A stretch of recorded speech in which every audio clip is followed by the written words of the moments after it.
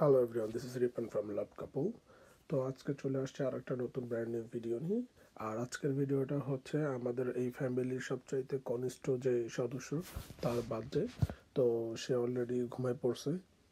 এখন আমরা রুম সাজানো গুজানোর জন্য ব্যস্ত সবাই।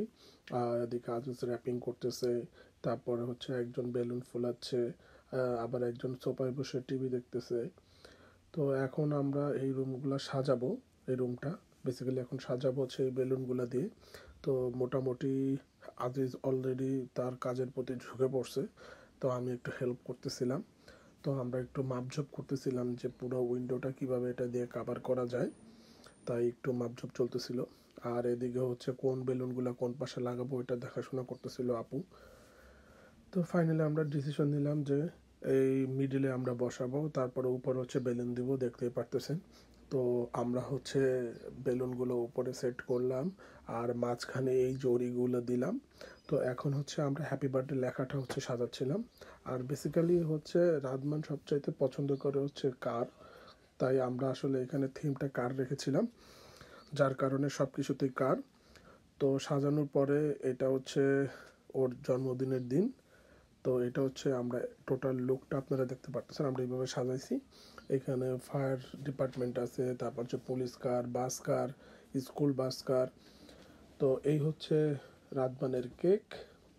তো কেক এখানে 3 মিনস ওর হচ্ছে 3 বছর হলো, তাই আসলে এখানে হচ্ছে 3। আর এই কেকের সাথে ম্যাচ করে রাদমানকে আবার তার ড্রেসও পরানো হয়েছে।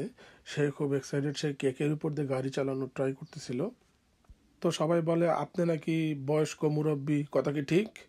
ওকে, ঠিক আছে, আমরাও এগ্রি আপনার কথার সাথে, ধন্যবাদ। তারপর ক্যামেরাটা একটু রাদমানের দিকে ধরলাম। রাদমান খুবই এক্সাইটেড ছিল ওই দিনটাতে, ও খুব লাফালাফি করতেছিল। ও বুঝতে পারছিল ওর দিকে ক্যামেরা ধরাচ্ছে, তাই ও বারবার হাই দিচ্ছিল, লাফালাফি করতেছিল সোফার উপরে।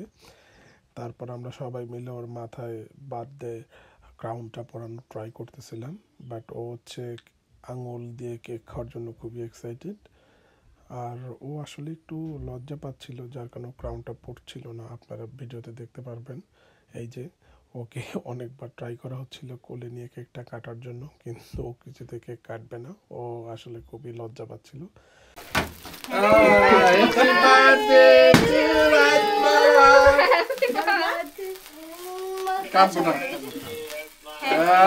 Happy birthday to you. Happy birthday to you.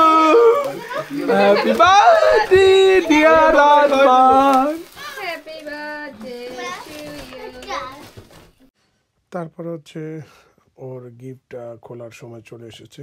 ওই দিনকে অনেক গিফট পাইছে, যেহেতু ওর বাসায় ওর 3 মামা, একটা খালা আছে, তারপর প্যারেন্টসও আছে। সো ওই দিনকে অনেক গিফট পাইছে, সবাই ওকে অনেকগুলো করে গিফট দিছে। তো মাঝখান দিয়ে আবার আমরা একটু ফান করছিলাম। তো গিফট ওর ভিতরে ছিল হচ্ছে ওর পুলিশ ক্যাপ ছিল, তারপর বাস্কেট ছিল। তো সাথে ছিল আরও 2টা জিনিস, একটা হচ্ছে সাইকেল, একটা হুন্ডা। তো এই সাইকেলটা বেসিক্যালি আমি ওকে গিফট করি, যেহেতু সামনে হচ্ছে সামার, ও যাতে বাইরে গিয়ে চালাতে পারে এর জন্য। আর এই হুন্ডাটা ওর আর একটা মামা গিফট করছে, কারণ হচ্ছে গাড়ি, হুন্ডা, সাইকেল এগুলো খুবই পছন্দ করে। তো মোটামুটি আমাদের সব আর গিফট খোলা হয়ে গেছে, আরও ছিল যেগুলো আমরা পরবর্তীতে আরও খুলি। আসসালামু আলাইকুম রহমতুল্লাহ বারাকাতুহু। আজকে আমার পুকি পাছার জন্মদিন। সবাই আমার পুকি পাছার জন্য দোয়া করবেন, যাতে ওই মানুষের মতো মানুষ হতে পারে এবং ওই যেন ইসলাম ও দ্বীনের পথে চলতে পারে। আমিন। ধন্যবাদ সবাইকে। আসসালামু আলাইকুম। আজকে আমার ছোট্ট সোনামণি মোহাম্মদ রাদমান এর বার্থডে। আজকে ও 3য় বছরে পদার্পণ করলো।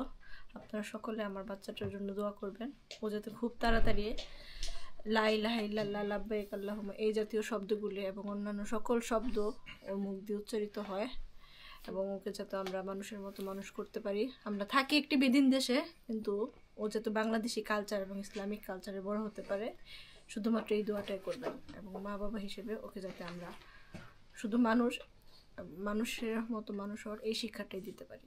আসসালামু আলাইকুম।